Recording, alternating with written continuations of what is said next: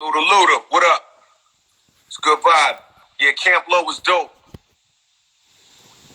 My man Ludacris in the building. Where Luda at? There you go.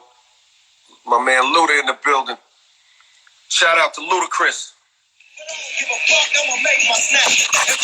Yo, what up, baby? Man, listen, don't get me started, bro. I ain't never went live. Man, what's going on right now? Hold on. All love, baby. All love, man. Hold on, man. I mean, I know I've told you this plenty of times, but it might be one of them moments where I got to tell the rest of the world just before we get started and we have this conversation, bro.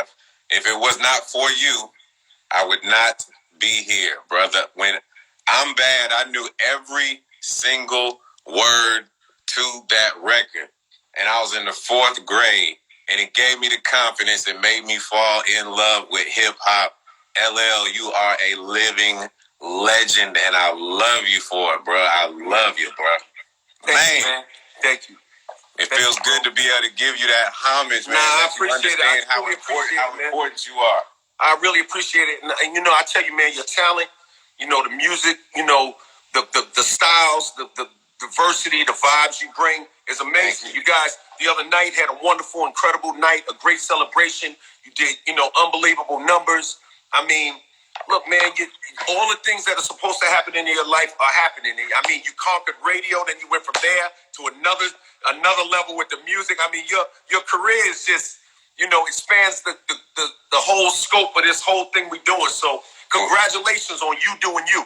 Yeah, man. Well, look at the example that I have that I have in front of me, man. I mean, if it, like I said, I know we bigging each other up, but let's just be real. If you didn't introduce it as being one of the individuals that opened it up for acting, that opened it up for hosting, that opened it up for creating production credits and all these different things and getting your star on Hollywood. Congratulations on that recently as well. But it's just like you rack up all of these escalades. I mean, you wrap up all of these different accolades and listen to me. I'm talking about escalades right now. I'm still in rap mode.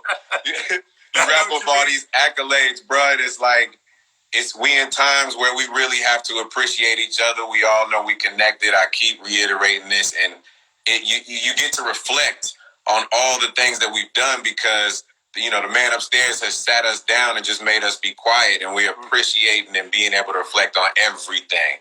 And so as I sit back and reflect on you, I'm just thankful that you introduced and opened up the game the way that you did. Because a lot of times, man, us as artists, we forget. You know what I mean? You get blinded sometimes, and we get in so much competition with one another.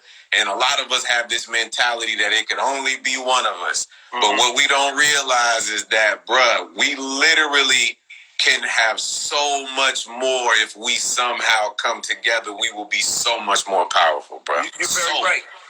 Well, look, let me tell you something. I'm here.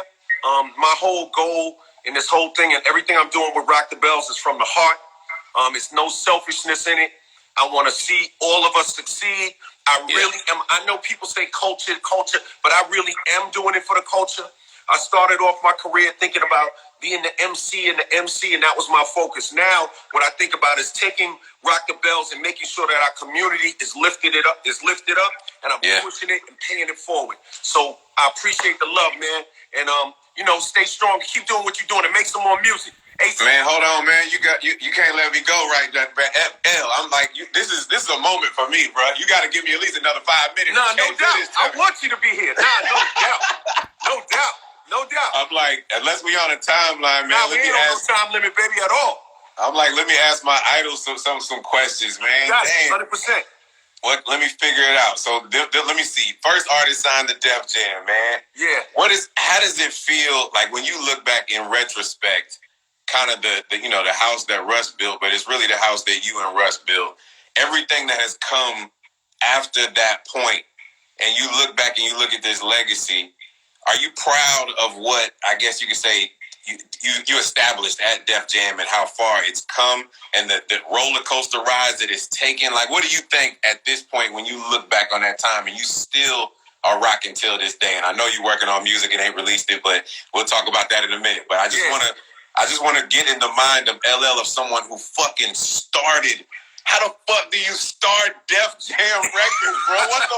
How do you do that? Talk to me, bro. Who does that? When I think about it, man, it's like all I can think about is the purity of a little kid with a dream, and think about, you know, like just believing that it was possible, and just, always like honestly from the heart being in that space where like just believing in magic, man. Yeah. Believing in God, of course, but believing in magic, like believing, I really can do this. Like, it's possible. Right. And I just, when you're a little kid and you love, you go through what you go through and different vibes, different things happen. You just imagine and you just dream. Yeah. And I just really just tried to write my way out of a nightmare. You know what I'm saying? Like, write my way out of a nightmare and into a dream world that I want. You know what I'm saying? Right. That I wanted to have. And when I think about what came after it, all I can do is say that it's honestly, it's a blessing that I was able to put my foot in a door, yeah, and then pull it back for a lot of people to rush in, and then to see all of the amazing magic that's been created. I mean, that part is kind of like, I had no idea that would happen, man. I was just a little kid that believed. I was a little kid in a hood in Queens, standing on the corner. I'll tell you, I'd go deeper than that. I remember being a little kid, right? And standing in the garage with the homies, and everybody was, we cut school that day, and everybody was smoking weed. And I'm not saying I never smoked weed. That would be absurd. It's ridiculous. But I'm saying this particular day, I wasn't smoking anything. I was just standing there. And I remember standing there watching them smoking weed. And I'm not judging the weed, because that's not the issue. The point is, as they transformed and I stood there in the corner of the garage in the dark, just watching everybody, I said to myself, it's got to be more to life than this. And I'm not talking about the weed. I'm talking about just being in a garage in the hood at 1:30 in the afternoon, at school with nothing going on. There's got to be more to life than this. Yeah. So that's the thing, like, seeing those moments, you know what I'm saying, were the moments. And then, then going after the dream. And then there was people that were in groups with me. I was in rap groups most of the time. The only reason I have a solo career as a solo artist is because the guys in my group didn't believe me when I told them that we had Rick Rubin and the Jello and all of that. They didn't believe me, so I just did solo. But that was the thing. Like, it was just wanting more. You know what I mean? You know what I mean? You answered my question to a T, but I'm going to get real with you. Because it's like this. Like, I keep saying this is a moment, so it's like I'm living vicariously through you. And as human beings, when you start something that became what we now know as Def Jam and all the different years and different phases that it went through. Right. Have you ever gone through what you would consider a sense of entitlement with Def Jam? And being emotionally attached and being like, what the fuck is going on? How did it get to this? You know what I'm saying? It's like, we all have to part with evolution at some point in our lives in terms of how things change and embrace new change. Mm-hmm. But if I was you, nigga, I'm sitting here like, bro, it's gone through changes, and I just want to hear from you just to like, was there times where you was like, what the fuck is going on, man? You know what's funny? I think the only thing I ever thought about was like, there was a point when the faces were changing. Yes. And it felt like, they didn't believe. I'm not talking about currently. I'm talking about there was just a point in time, you know what I'm saying, when the faces were changing and I didn't feel like they believed in me. See, because part of the thing is that we all, as an artist, you're going to have ups and downs. Absolutely. One way or another. Yeah. You're going to have ups and downs. You're going to have your red hot moments. You're going to have lukewarm moments. You're going to have okay moments. You're going to have you're going to get judged. So there was a point when there was a few times when I felt like I had creatively down moments or moments that weren't as commercially successful as others, that people stopped believing in me. And that was the only thing that I can honestly say ever hurt was that. I don't mind you if I fail or if I go out on the court and I only score, 18 points or 17 points, and you know me as a guy that could drop 40 or 45 or 50, but I'm dropping 50. But I have a few nights where I only drop 14 or 12, 18. Yep. you can judge me, you can critique me, just don't stop believing. I'm you know listening. So that was the only thing. I'm asking you that because I've had similar situations, man, and I love Def Jam so much, and it's crazy because you had this conversation with me before.